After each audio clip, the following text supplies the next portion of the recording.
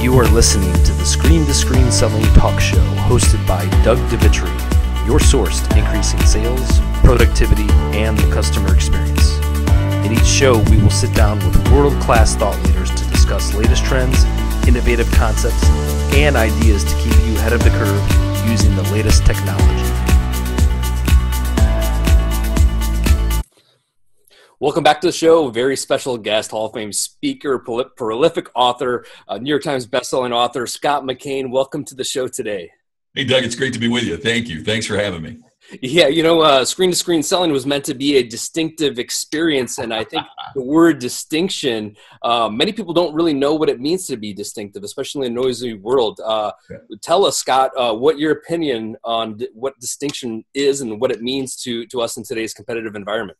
Great question, Doug. And I want to answer that on two levels, if I could, please. Number one is, to me, in selling, distinction is when you are so incredible at what you do, and there's something so unique about what you do, you attract prospects and clients as well as being out there pursuing them. In selling, we tend to think of pursuing and closing prospects and turning them into customers is what selling is all about. Yet we know that there are some sales professionals and some sales organizations that are so distinctive at what they do that customers are attracted to do business with them because of who they are and what they stand for and what their reputation is in the marketplace. And so part of the goal with distinctive selling is to get your sales process to the point that you're attracting customers as well as the typical thing that we think of in terms of selling, which I think is changing, but going out there and converting prospects into customers. The second thing about distinction is it's a little bit different than differentiation. One of the quotes I use in my speech is, if I went out and slapped every prospect in the face, I would be a distinctive or a differentiated salesperson, right? I mean, I would, slapping your customer in the face would truly make you differentiated in the marketplace. It doesn't mean you're going to sell a doggone thing, right? And so there are three levels. The bottom level is sameness. That's where the customer or prospect can't tell the difference between you as a sales professional, your organization, your product, your service, your offering. I can't tell a difference between you and the competition. And that's where price is of primary importance from the customer's perspective. Second level is differentiation. There's something about what you do that I can tell is different. And interestingly enough, every study, including ones that we've done, suggests that once you have something different, now all of a sudden customers are willing to pay a little bit more than they did previously. The highest level is distinction. And at that highest level of distinction, that means that you are attracting as well as pursuing. It means that you're on your way of making the competitor irrelevant because you're viewed as the only one that really does what you do. But even more importantly, for sales, that is the area where there's the least price sensitivity because you're just the one we got to do business with because you are so outstanding and distinctive in the market. That I'm not saying there's no price sensitivity, but there's less price sensitivity because of what you're bringing to the table. No, that's great, Scott. And one of the things that I'm seeing out in the marketplace is there's all this new technology, right? All that, you can do this, you can do that. And really what I'm finding is that the salesperson doesn't necessarily have the skills inside of that environment to be distinctive in what they do.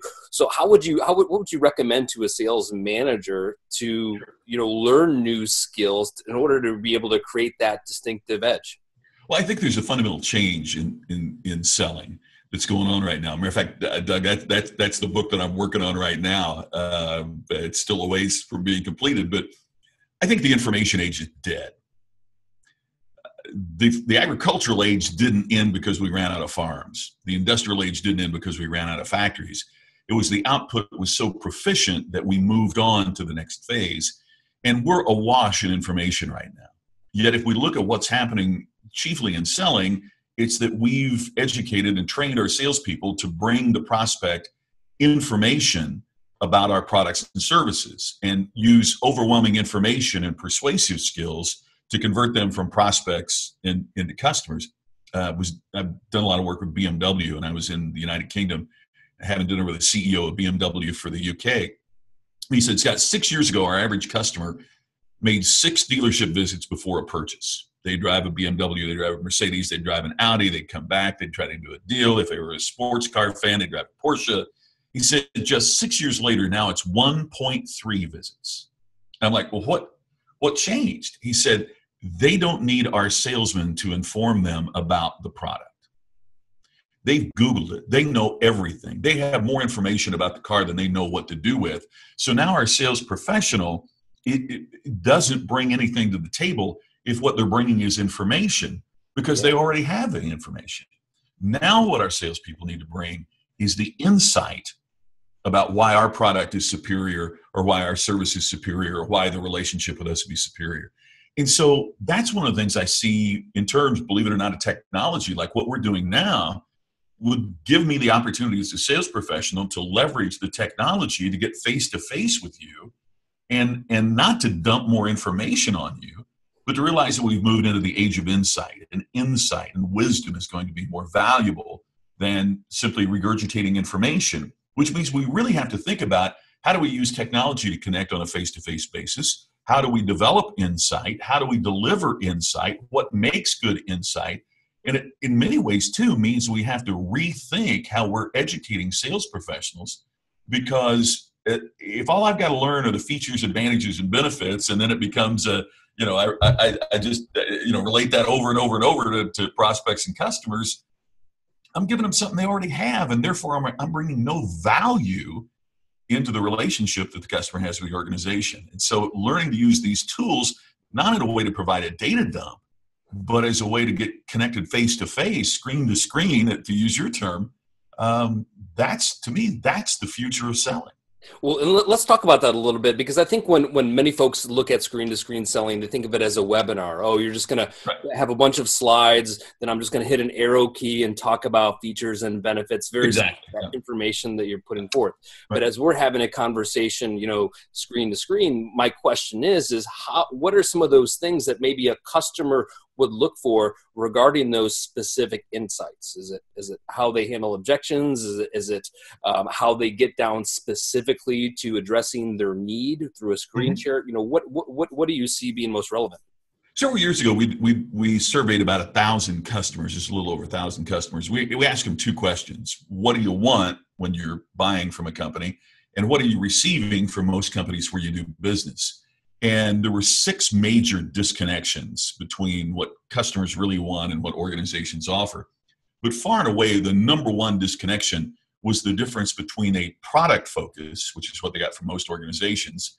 Let me talk to you about that. And gosh, Doug, I've sat through countless webinars of, now let me tell you something else you really could have looked up on Google for yourself and done a lot quicker instead of this webinar. My next slide, right?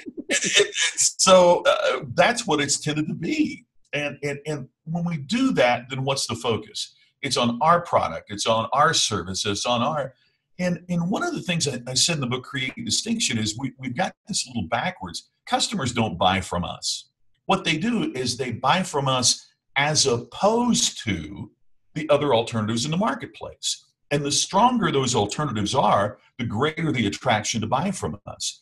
Therefore, what this needs to be is us bringing you ideas and insights about why there is a stronger alternative. Now, that doesn't mean that, we've got 6 and the competition has 5 of a particular feature about a product.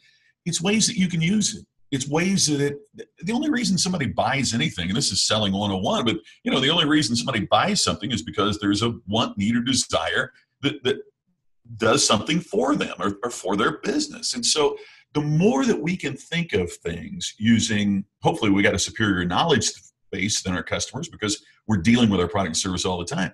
So the more that we can get the customer to go, wow, I didn't think of that. That's insight. When they begin to see solutions for because what organizations offered was product focused, what customers desired was a personal focus. How do I use this? How does this solve my problem? How does this help me?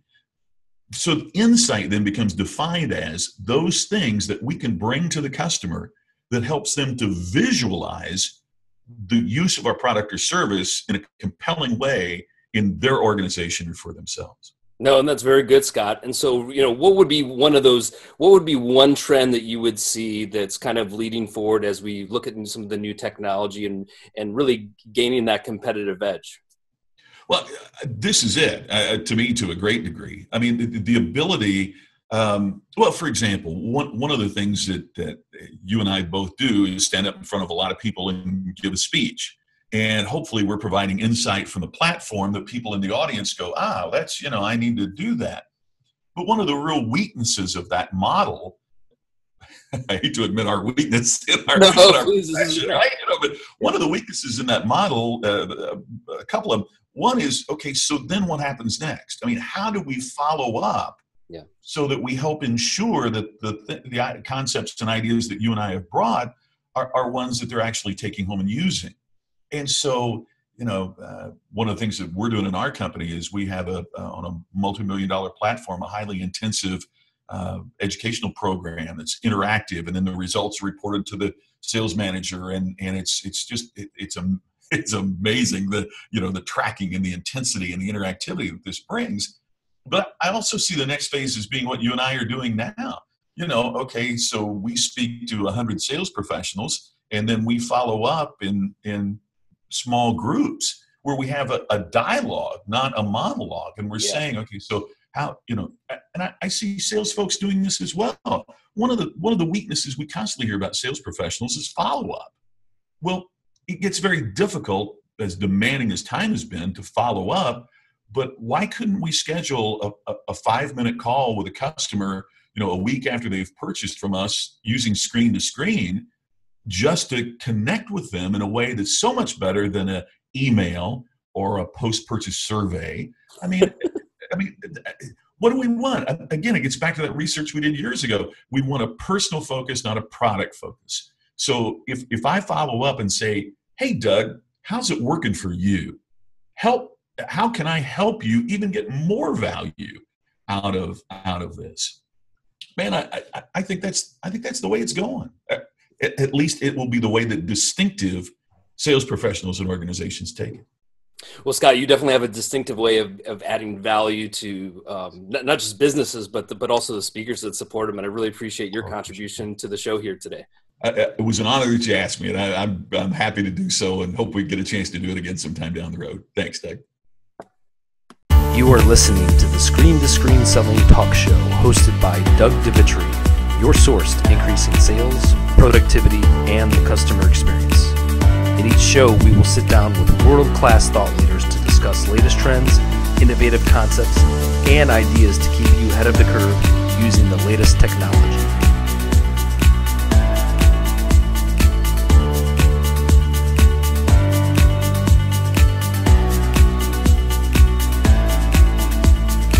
Are you ready for more meetings in less time with less expense? Screen to Screen Selling has answers. Screen to Screen Selling is the fastest way to increase sales, productivity, and the customer experience. Screen to Screen Selling is a mindset before it becomes a skill set. Let's look at your beliefs. Or even like join.me. Receive access to upcoming episodes of the Screen to Screen Selling Talk Show, special announcements, and insider resources. differentiation.co/screen to screen. Order Screen to Screen Selling from 800-CEO-READ, Amazon, Barnes & Noble, iTunes, Books A Million, and McGraw-Hill Education.